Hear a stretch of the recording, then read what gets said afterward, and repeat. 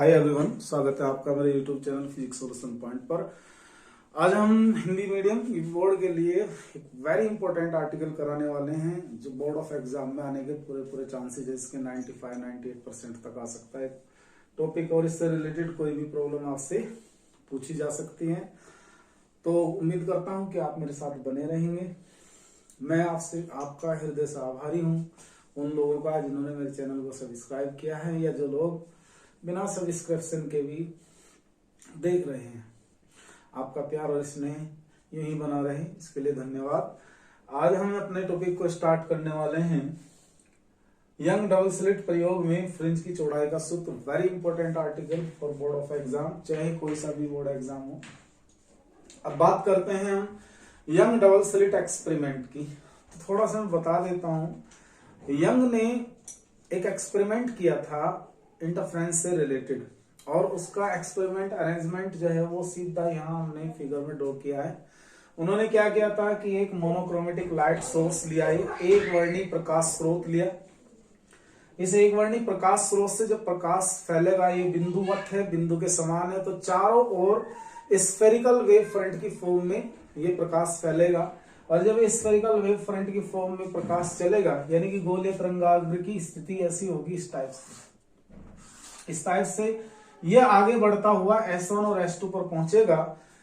ये S1 और S2 पर इस प्रकार पहुंचेगा कि S से चलने वाली प्रकाश किरणें या प्रकाश की तरंगें S1 और S2 पर समान कला में पहुंचेंगी। और अकॉर्डिंग टू हाइगेंस प्रिंसिपल के अनुसार S1 और S2 द्वितीयक तरंगिकाओं के लिए स्रोत का कार्य करेंगे, यानी कि S1 और S2 भी मोनोक्रोमेटिक लाइट सोर्स की तरह से ही बिहेव करेंगे।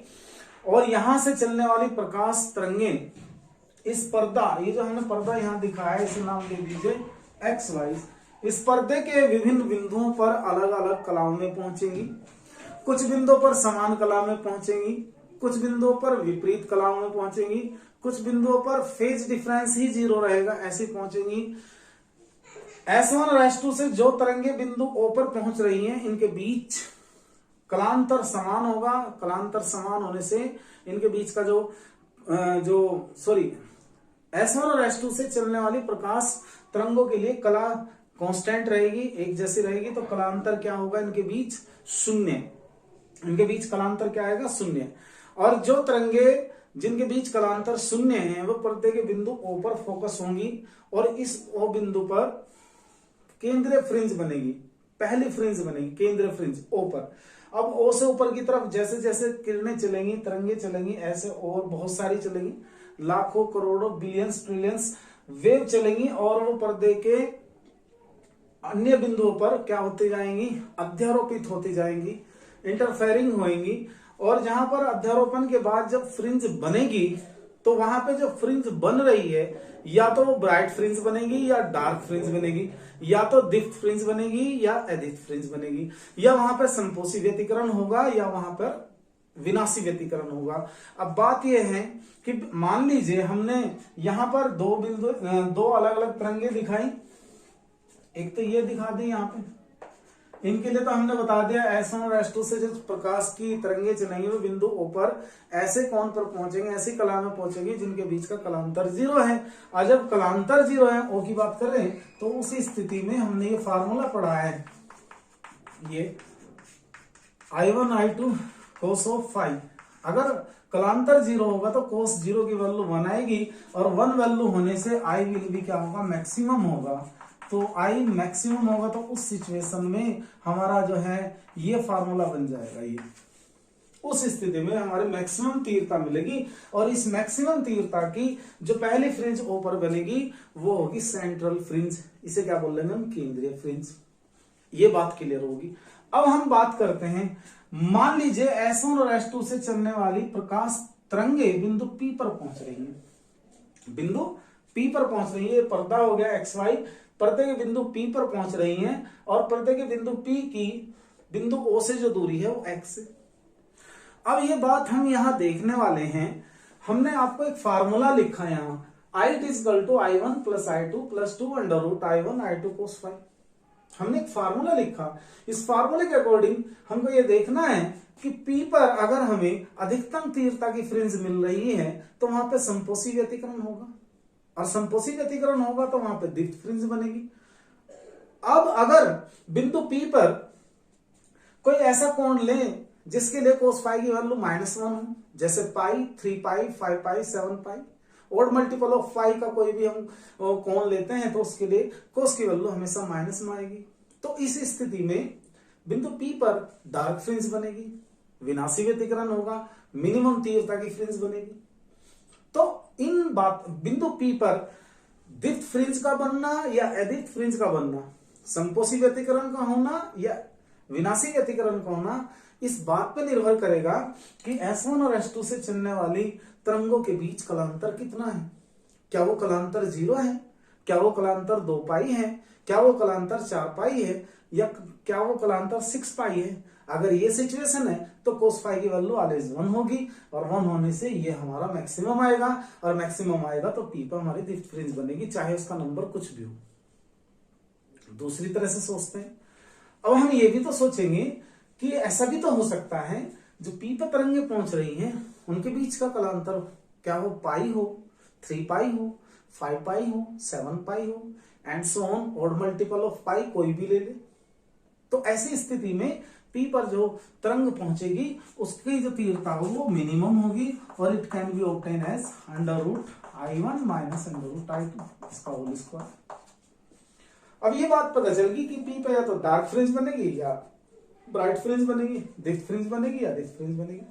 अब भाई बिंदु P पर दीप्त या दीप्त फ्रिंजों का बनना इस बात पे निर्भर करेगा, जो हमने देखा कि S1 और S2 से जो चलने वाली द्वितीयक तरंगिकाएं हैं जिन्हें हम सेकेंडरी वेवलेट कह रहे हैं, उनके बीच का कलांतर कितना है, फाई कितना है। बट वो फाई किससे डिसाइड होगा, वो डिसाइड होगा S1 और S2 से चलने वाली तरंगों के बीच पथांतर से, क्योंकि यहां सिचुएशन क्या है, S2P is more than S1P। आप देख रहे हैं S2 से चलने वाली तरंगों का जो P तक पथ है उसे कहेंगे S2P, और S1 से चलने वाली तरंग का बिंदु P तक जो पथ है वो है S1P, बट S2P का मान S1P से ग्रेटर है। इसका मतलब यह है कि अगर मैं S1 से S2P पर कोई लंब डालूं, 90 डिग्री का एंगल बनाते हुए कोई परपेंडिकुलर डालूं, तो S2A जो कि पाथ डिफरेंस को शो करेगा, जो S2P और S1P के बीच के पथांतर को डिफाइन करेगा, और ये पथांतर किसको आइडेंटिफाई करता है, S1 और S2 से चलने वाली तरंगों के बीच के कलांतर को परिभाषित करता है। तो हमारा काम होगा सबसे पहले वैल्यू S2A की निकालना, और इस वैल्यू को निकालकर हम P पर पथांतर निकाल लेंगे, और पथांतर निकाल के केंद्र फ्रिंज से इस बिंदु P का विस्थापन निकाल लेंगे। और ये अलग बात है कि बिंदु P पर हम दीप्त फ्रिंज मान रहे हैं या अदीप्त फ्रिंज मान रहे हैं, ये इसका एक्सप्लेनेशन दिया था यंग साहब ने। अब हम अपने आर्टिकल पर आते हैं, अपने आर्टिकल में क्या क्या बताने वाले हैं देखो, यहां से शुरू करेंगे हम अपने आर्टिकल को। चित्र में यंग डबल स्लिट एक्सपेरिमेंट की व्यवस्था को दिखाया गया है। हम ये यहां मान सकते हैं माना चित्र में, हम अगर लैंग्वेज में लिखना चाहें तो कैसे लिखेंगे, माना चित्र में यंग द्विक रेखा छिद्र, यंग डबल स्लिट या द्विक रेखा छिद्र अरेंजमेंट, यानी कि उसकी प्रायोगिक व्यवस्था को चित्र में दिखाया गया है, जिसमें कैपिटल S एक वर्णी प्रकाश स्रोत है, मोनोक्रोमेटिक लाइट सोर्स है, monochromatic light source, chromatic light source, monochromatic light source है, जिसे हम बोलते हैं एक वर्णी प्रकाश स्रोत। इसका क्या काम है, इसका ये काम है, अगर हम यंग डबल स्लिट एक्सपेरिमेंट में मोनोक्रोमेटिक लाइट सोर्स प्रयोग करते हैं तो S1 और S2 कला संबद्ध स्रोत की भांति कार्य करेंगे। और कला संबद्ध स्रोत यदि है और इनसे चलने वाली तरंगों के बीच पथांतर के कारण व्यतिकरण हो रहा है, तो पर्दे पर हमें अस्थायी व्यतिकरण प्रतिरूप प्राप्त होगा, जिसे हम सस्टेन इंटरफेरेंस पैटर्न कहेंगे। उस सस्टेन इंटरफेरेंस पैटर्न के अंदर अगर दोनों तरंगों के आयाम समान हैं तो हमें स्पष्ट रूप से ब्राइट और डार्क फ्रिंज मिलेगी, स्पष्ट रूप से हमें दीप्त और अदीप्त फ्रिंजें प्राप्त होंगी। तो ये क्या है, कैपिटल एस एक वर्णीय प्रकाश स्रोत है, S1 और S2 दो स्लिट हैं, दो झिर्रियां हैं जिनके बीच की दूरी स्मॉल d है। इन झिर्रियों से कैपिटल D दूरी पर कोई पर्दा है XY, पर्दे का जो केंद्र है O मान लेते हैं, जो C से O तक को मिलाता है। O से X दूरी पर कोई बिंदु P कंसिडर कर देते हैं जिस पर कोई फ्रिंज बन रही है। ये बाद में देखना हमें कि ये फ्रिंज दीप्त फ्रिंज बन रही है या दीप्त फ्रिंज बन रही है। तो हम एक लाइन में ऐसे बताएंगे कि चित्र में यंग डबल स्लिट प्रयोग की प्रायोगिक व्यवस्था को दिखाया गया है, जिसमें कैपिटल S एक वर्णीय प्रकाश स्रोत है, S1 S2 द्विरेखा छिद्र है और इससे कैपिटल D दूरी पर कोई बिंदु P है, कैपिटल D दूरी पर कोई पर्दा XY है, पर्दे पर कोई बिंदु P है जिस पर S1 और S2 से चलने वाली तरंगे परस्पर अध्यारोपित हो रही हैं। और O से बिंदु P का विस्थापन हम क्या कंसीडर कर लेते हैं, x मान लेते हैं। O से P तक का विस्थापन क्या मान लेते हैं, x मान लेते हैं। ये बात क्लियर हो जानी चाहिए। अब हम यहाँ मानेंगे मोनोक्रोमेटिक लाइट सोर्स की जो तरंग दैर्घ्य है वो हमने मान ली लैम्डा, क्या माना हमने, लैम्डा। और S1 तथा S2 के बीच पथांतर ज्ञात करने के लिए हम S1 से S2 पर एक लंब डाल देते हैं S1A, जिससे पथांतर हमारा क्या होगा, S2P होगा, जिससे हमारा पथांतर S2P होगा। इस कोण को हम क्या मान लेते हैं, थीटा। तो ज्योमेट्री से ये एंगल भी हमारा थीटा ही बनने वाला है, ज्यामिति से ये कोण कितना होगा, थीटा होगा। और यहाँ पर S2P इज ग्रेटर देन क्या होगा, S1P। Is that clear. अब हम बात करते हैं अपने आर्टिकल की। अब हम लेते हैं समकोण त्रिभुज, त्रिभुज का नाम है COP। में फार्मूला लिखेंगे tan थीटा, ये विल भी क्या होगा, OP अपॉन CO। OP की वैल्यू कितनी है, x, और CO की वैल्यू कितनी है, d। तो tan theta is equal to क्या आया हमारा, थीटा इज इक्वल टू होना x upon d। This is the equation number 1।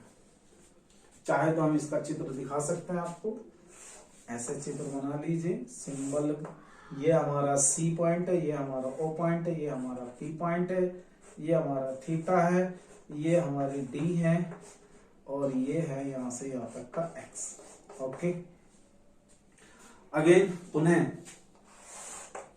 बात करते हैं इस त्रिभुज की। त्रिभुज है हमारा S1 S2 है, तो हम थोड़ा इसको बना लेते हैं आपको दिखाने के लिए।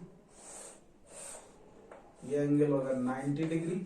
This is S1, this is S2, this distance is D और दिस डिस्टेंस A और दिस इज कॉल्ड पथांतर P। और ये होगा कोण थीटा। दिख रहा है भाई,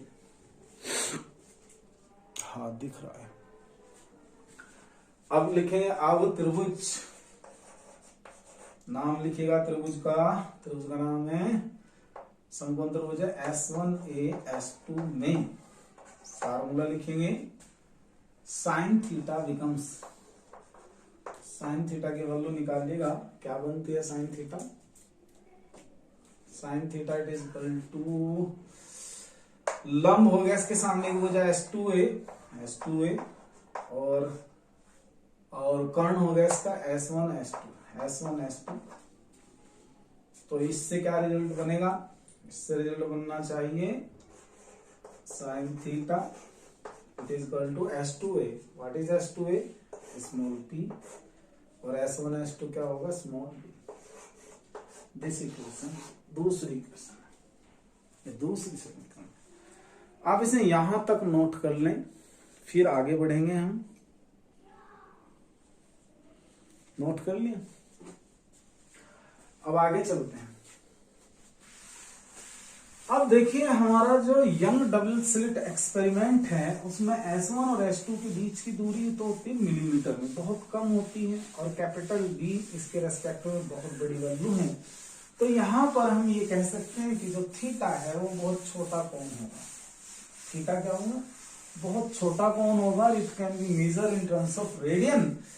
अगर theta is very small, if theta is very small, then the value of sine theta it is equal to approximately tan theta. यहां लिखिए, यदि थीटा बहुत छोटा हो, बहुत छोटा हो, छोटा हो, तो उस सिचुएशन में हमें देखना है तो हमारा साइन थीटा बिकम्स लगभग tan थीटा। और साइन थीटा हमने क्या निकाला अभी? P/D, और tan थीटा हमने क्या निकाला था? x/t। तो हम तो पथांतर चाहिए, P बराबर क्या होगा? Small d capital D। इससे तो हम निकाल सकते हैं पथांतर। This is the equation number 1, and x की वैल्यू ज्ञात कर सकते हैं in terms of P small d।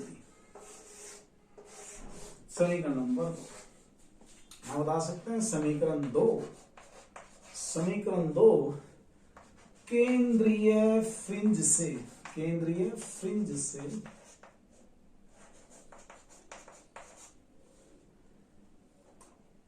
केंद्रीय फ्रिंज से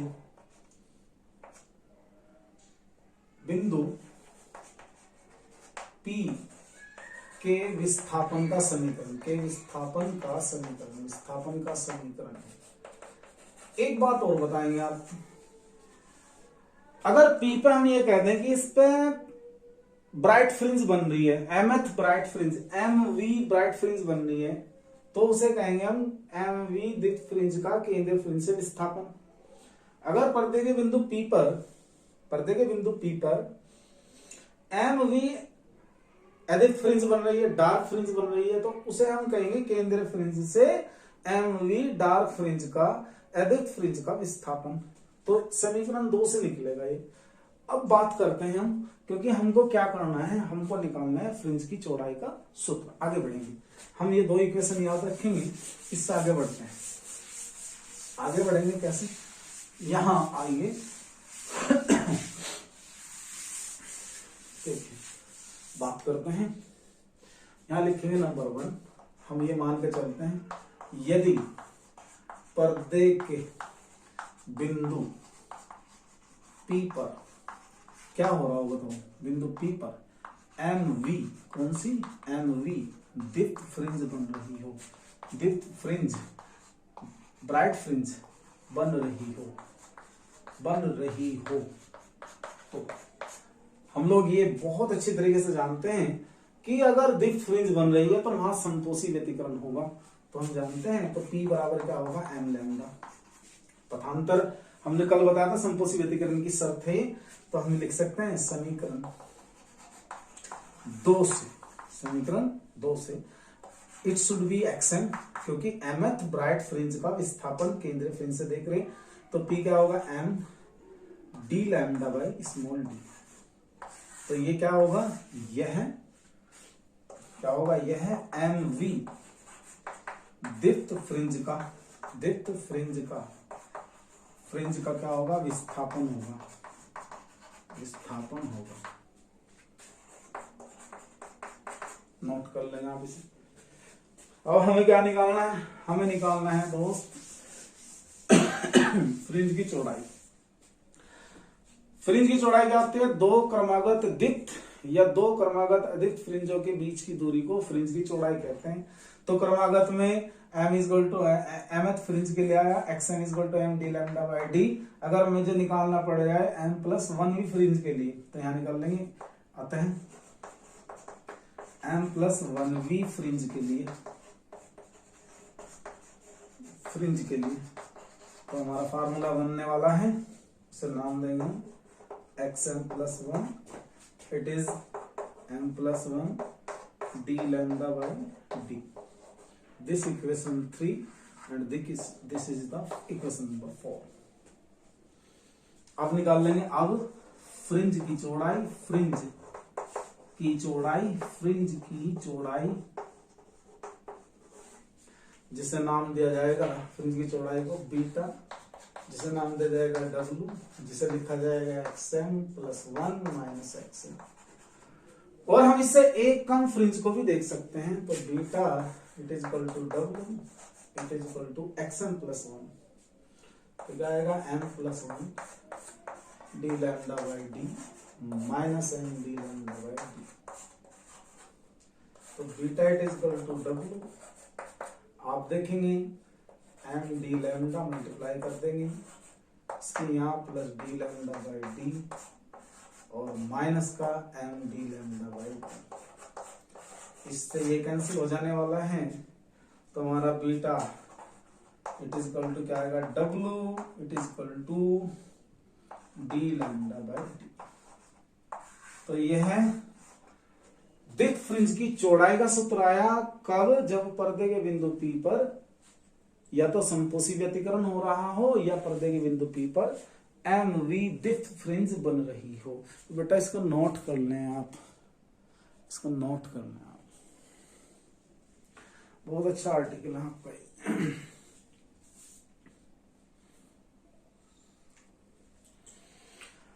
दूसरी कंडीशन सोचते हैं नंबर 2। नंबर 2 में सोचते हैं यदि पर्दे के बिंदु P पर एम वी अदीप्त फ्रिंज बन रही हो, अदीप्त फ्रिंज बन रही हो, यदि पर्दे के बिंदु P पर अदीप्त फ्रिंज बन रही हो, तो हमें पता है अदीप्त फ्रिंज किस में बनेगी, विनाशी व्यतिकरण में। और हम ये जानते हैं कि विनाशी व्यतिकरण दो तरंगों के बीच तब होगा जब दो तरंगों के बीच का पथांतर क्या होगा, बोलो 2m minus 1 lambda by D lambda by 2। क्या लिखेंगे, तो पथांतर P बराबर होगा 2m माइनस 1 लैम्डा बाई 2। ये तो समीकरण जो हमारी थी समीकरण 2 से, तो इसे नाम देंगे x डैश m और वहां पर आएगा 2m minus 1 D lambda by 2। दूसरी इक्वेशन में रखेगा, इसे क्या बोल रहे हैं, यह है एम वी अदीप्त फ्रिंज का, अदीप्त फ्रिंज का केंद्रीय फ्रिंज से विस्थापन का सूत्र है, विस्थापन का सूत्र है। अब क्या निकाल लेंगे, अब m प्लस 1v अदीप्त फ्रिंज के लिए, अदीप्त फ्रिंज के लिए, फ्रिंज के लिए क्या बनेगा, क्या रखेंगे x dash m plus 1 it is equal to m plus 1 रखेंगे तो ये आ जाएगा हमारा 2m plus 1 D lambda by 2।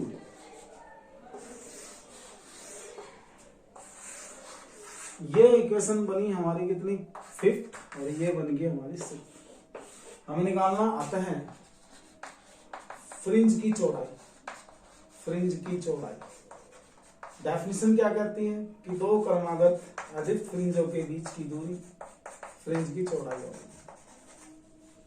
यहां करेंगे सरल इसको, W it is equal to 2m minus 1 D lambda by 2d minus 2m plus 1। जब आप m प्लस 1 रखेंगे तो 2m प्लस 2 माइनस 1 हो गई, 2m प्लस 1 आ जाएगा और ये आ जाएगा डी लैम्डा बाई डी। तो यहां से W जो हम इसे सरल करेंगे तो ये क्या आएगा उसे देखिए, देखिए क्या होगा भाई। अतः फ्रिंज की चौड़ाई इधर जगह कम तो इधर ले लेते हैं, beta is equal to W X dash M plus 1 minus this value, put the value of X dash M plus 1 2m plus 1 D lambda by 2d minus 2m minus 1 D lambda by 2d। जो common आ सकता है उसे common निकाल लेंगे, 2m plus 1 minus 2m plus 1 D lambda by 2d। 2m से 2m cut गया, 2 into D lambda by 2d, 2 से 2 cut गया, तो beta it is equal to W it is equal to D lambda by D. ये आया हमारा fringe की चौड़ाई का सूत्र। एक बात आप देख रहे हैं, चाहे हम दीप्त फ्रिंज ले रहे हो चाहे अदीप्त फ्रिंज ले रहे हो, फ्रिंज की चौड़ाई का सूत्र फ्रिंज के नंबर पर निर्भर नहीं करता, फ्रिंज के प्रकार पर निर्भर नहीं करता। तो हम यहां बता सकते हैं आपको, दो क्रमागत दीप्त फ्रिंज और दो क्रमागत अदीप्त फ्रिंजों के बीच की दूरी डी लैम्डा बाई डी आएगी। या हम यहाँ कहते हैं एक दीप्त फ्रिंज और एक अदीप्त फ्रिंज के बीच की दूरी भी फ्रिंज की चौड़ाई के बराबर ही रहेगी। अब बात करते हैं फ्रिंज की निर्भरता। जो फ्रिंज की चौड़ाई की निर्भरता, किन किन बातों पर फ्रिंज चौड़ाई निर्भर करती है। फ्रिंज चौड़ाई की निर्भरता आप समझिएगा, आपके सामने फार्मूला है ये। इस फार्मूले के आधार पर आप देखें कि फ्रिंज की चौड़ाई किन किन बातों पर निर्भर कर सकती है, निर्भर कर सकती है। तो यहां पे वही लिख रहा हूं मैं, पहला टॉपिक फ्रिंज चौड़ाई की निर्भरता। नंबर यहां देखो, चूंकि हमारा फार्मूला जो है बेटा वो क्या है, beta is equal to W. किसी बुक में बीटा किसी में डब्ल्यू लिखा है तो मैं वही लिख रहा हूं, ये beta is equal to W is equal to D lambda by D. इस सूत्र में तीन चीजें आपको दिखाई गई हैं। पहली पर्दे की दूरी, दूसरी प्रकाश की तरंग दैर्घ्य, तीसरी स्लिटों के बीच की दूरी। इनके अलावा भी दो और बातें हैं जिन पर हम देख सकते हैं कि क्या फ्रिंज की चौड़ाई निर्भर करेगी। वो पहली बात है फ्रिंज का नंबर, फ्रिंज की संख्या पर निर्भर करेगी या नहीं। आपने देखा कि फ्रिंज की संख्या पर उसका विस्थापन निर्भर करता है, परंतु फ्रिंज की चौड़ाई निर्भर नहीं करती। तो नंबर 1 है फ्रिंज की संख्या। फ्रिंज की संख्या, पहला हेडिंग बना लेते हैं फ्रिंज की संख्या। यहां लिखेंगे फ्रिंज की चौड़ाई, फ्रिंज की चौड़ाई फ्रिंज की संख्या पर निर्भर नहीं करती, संख्या पर निर्भर नहीं करती, निर्भर नहीं करती है। कैसे? आप चाहे तो इसे ग्राफ में दिखा सकते हैं। ये हो गया फ्रिंज की संख्या, फ्रिंज की संख्या। ये आए इधर फ्रिंज की संख्या, और ये होगी फ्रिंज की चौड़ाई बीटा, और इस पर डिपेंड नहीं करती तो बीटा n की घात 0 मान लो। ये ग्राफ से भी बता सकते हैं। पहला नंबर आया। दूसरा मैं ढूंढता हूं यहां पर पर्दे की दूरी, पर्दे की दूरी, पर्दे की दूरी कैपिटल डी पर। तो दिख रहा हमें बीटा समानुपाती क्या होगी, कैपिटल डी। पर्दे की दूरी बढ़ा दीजिए तो फ्रिंज की चौड़ाई बढ़ेगी, पर्दे की दूरी घटा दीजिए तो फ्रिंज की चौड़ाई घटेगी। इस स्थिति में आपका जो ग्राफ है बीटा और ये पर्दे की दूरी है, तो ये स्ट्रेट लाइन में आना चाहिए। इस स्थिति में फ्रिंज की चौड़ाई पर्दे की दूरी पर निर्भर करती है, as according to this formula beta is equal to D. D बढ़ा देंगे तो फ्रिंज की चौड़ाई बढ़ जाएगी, क्योंकि ये समानुपाती का निशान है। और इस स्थिति में आप ग्राफ ड्रॉ करना चाहते हो ऐसे कर सकते हैं। तीसरी बात, स्लिट के बीच की दूरी, स्लिटों के बीच की दूरी, स्लिट्स के बीच की दूरी, बीच की डी पर, स्मॉल डी पर। तो यहां क्या दिख रहा है, फार्मूले में क्या दिख रहा है, बीटा व्युत्क्रमानुपाती डी। तो यह स्लिटों के बीच की दूरी के व्युत्क्रमानुपाती होती है, स्लिटों के बीच की दूरी के व्युत्क्रमानुपाती होती है। अगर हम डी को कम कर देंगे तो हमारा बीटा बढ़ जाएगा, अगर डी को हम बढ़ा देंगे तो बीटा हमारा कम हो जाएगा। तो ऐसी स्थिति को हम ग्राफिकली ये दर्शा सकते हैं, बीटा यहां आ जाए और डी डिस्टेंस ये आ जाए तो हमारा ग्राफ आएगा ऐसे। तीन बातें होगी। चौथी बात, तरंग दैर्घ्य, तरंग दैर्घ्य। तरंग दैर्घ्य लैम्डा पर। आप देख रहे हैं आपका फार्मूला क्या है, सिंस बीटा जो है हमारा क्या है, डी लैम्डा बाई टी, तो बीटा समानुपाती क्या होगा, लैम्डा होगा। अगर हम इसे ग्राफ से दिखाना चाहें तो इसके लिए समानुपाती का निशान, ये लैम्डा दिस वे, तो ये स्ट्रेट लाइन आएगी बेटे। पांचवा नंबर जो इंपॉर्टेंट है जिससे हमारी न्यूमेरिकल प्रॉब्लम हो सकती है, माध्यम पर। क्या होगा, माध्यम पर। तो यहां पर हम देखना चाहेंगे, यदि यंग्स एक्सपेरिमेंट को, यानी कि पूरे प्रयोग को, यंग एक्सपेरिमेंट